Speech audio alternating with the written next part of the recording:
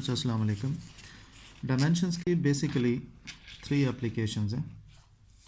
First application है consistency of dimensional equations और करेक्टिविटी of equations, यानी कि किसी भी इक्वेशन की या फार्मूले की करेक्टिविटी चेक करना with the help of dimensions कि वो करेक्ट है या नहीं है।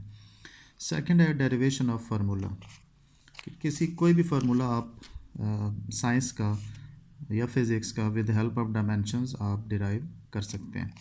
और third one is the conversion from one system to another system of units, एक सिस्टम ऑफ यूनिट्स से किसी दूसरे सिस्टम ऑफ यूनिट्स में कन्वर्जन आप कर सकते हैं with the help of dimensions.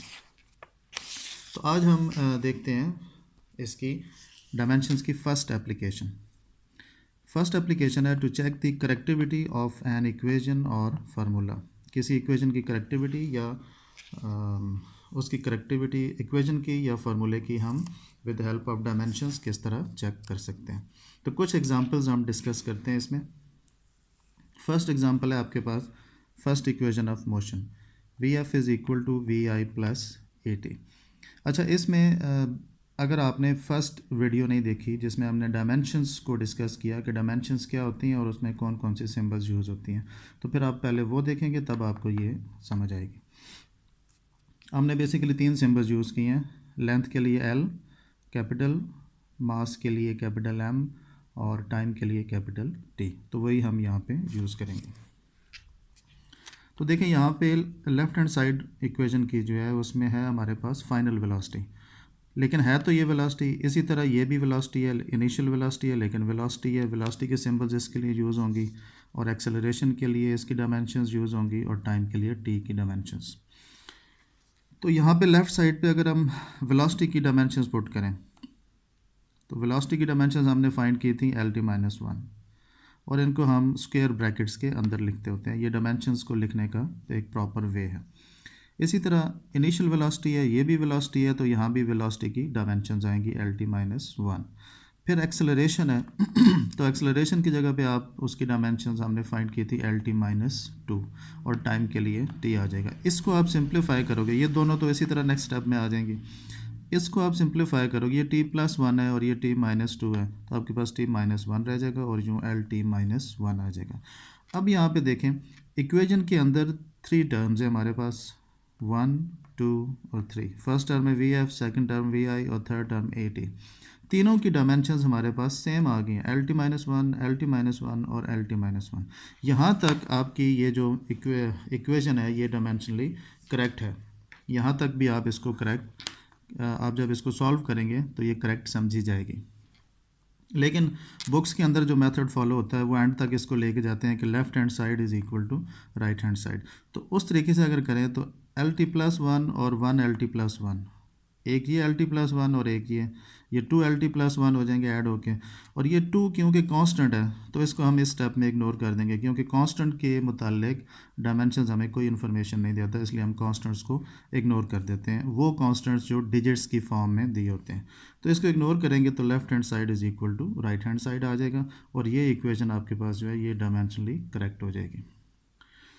इसी तरह सेकेंड एग्जाम्पल है second equation of motion, S is equal to we I T plus half A T square.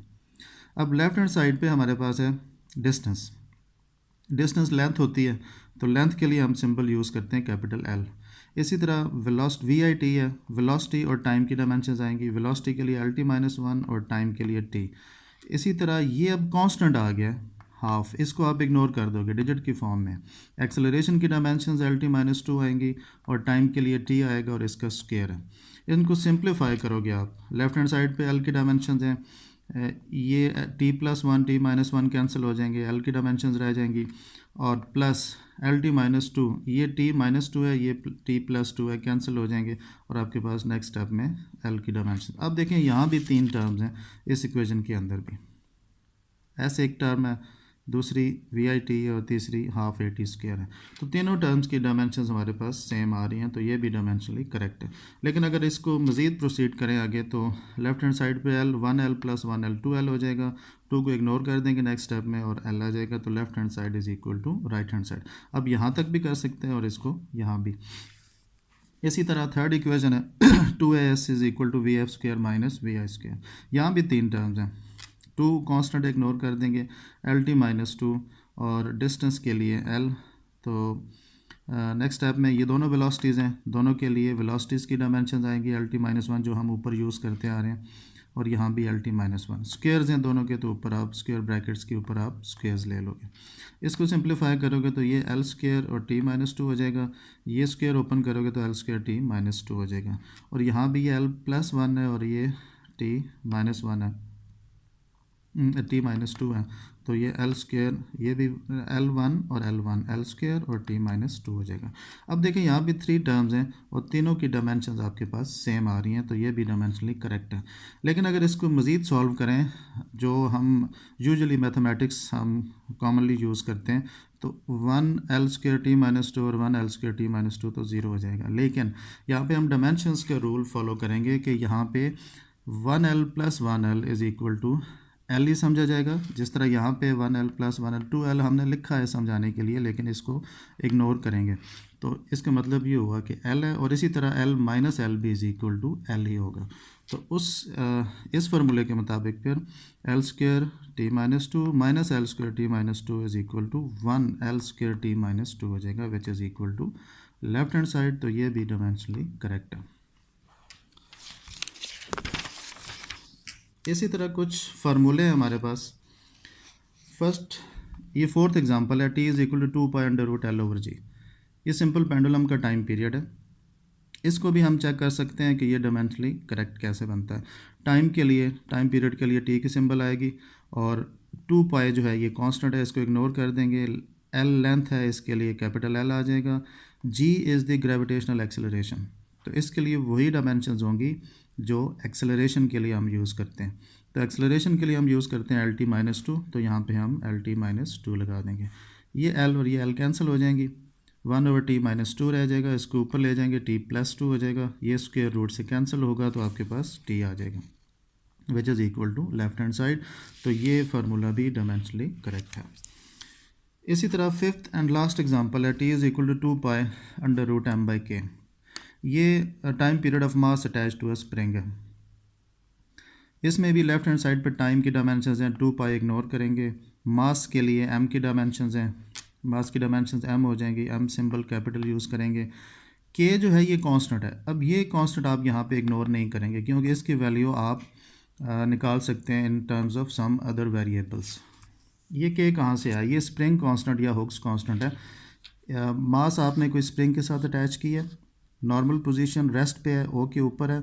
जब आप इसके ऊपर फोर्स लगाते हो, इसको स्ट्रेच करके आप पॉइंट ए तक लेके आते हैं, तो इसके ऊपर जो आपने फोर्स लगाई, इसने कुछ डिस्टेंस एक्स कवर किया, वर्क किया आपने इसके ऊपर, ये पोजीशन ए के ऊपर इसके अंदर स्टोर हो गया in the form of potential energy.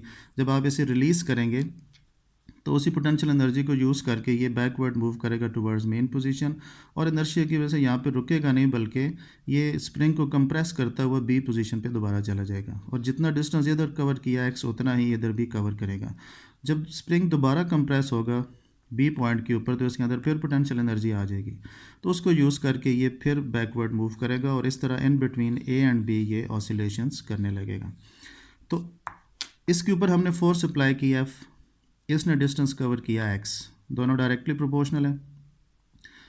ये प्रोपोर्शनैलिटी साइन रिमूव करें, F is equal to K X आ जाएगा। के स्प्रिंग कांस्टेंट या हुक्स कांस्टेंट है, इसकी वैल्यू हमने in terms of two variables F and X हमने फाइंड कर ली, यहाँ से एफ ओवर एक्स आ जाएगा। तो इसमें अगर आप डायमेंशंस पुट करें तो F is equal to M में होता है, तो मास के लिए एम और एक्सेलरेशन के लिए l t minus two dimension आ जाएंगे इसकी।